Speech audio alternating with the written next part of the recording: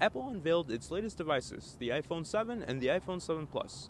With some of its upgrades and the exclusion of an auxiliary port, people had strong opinions on the new device. I don't like that it's so pricey and that you have to buy the headphones separately. In my opinion, it's too expensive, so I don't know if I would ever buy it. I really have strong opinions against Apple products. I think they're overpriced. It's pretty decent so far with the updates and everything. Like with the new iOS system, I think it's pretty cool that they updated and everything. Compared to Samsung phones or any other type of phone, it's just not nearly as good. Yeah, I've always wanted to get into the Guinness Book of Records.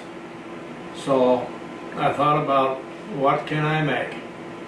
So I got it on the internet, and it's always been intrigued me to build a wind chime, a big one.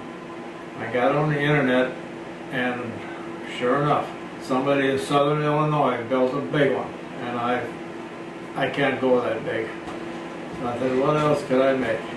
How about a teeter-totter?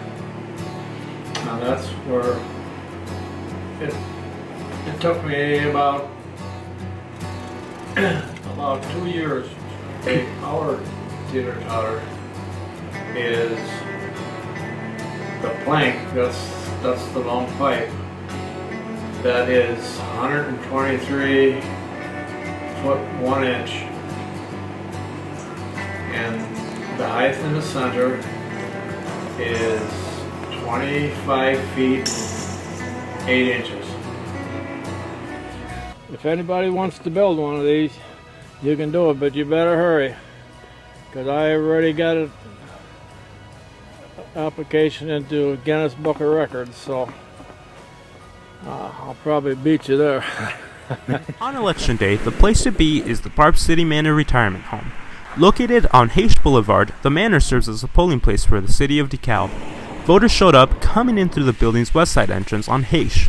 Expanding on election day, this year the manor had a day of events called Super Tuesday Extravaganza.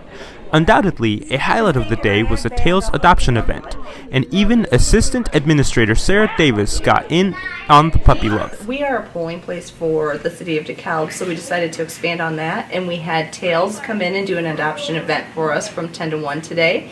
From kids to seniors, the puppies got to bond with potential owners.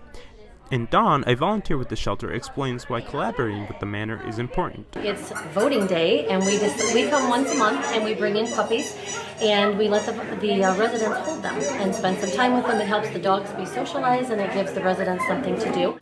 As another special feature of the event, the Friends Resale Shop extended their hours for the day. The resale shop is run entirely by volunteers and is stocked with donations from the community. The shop is currently stocked with lots of items ready to meet many of your holiday shopping needs. The day wrapped up, but not before a special guest, Denny Vopel.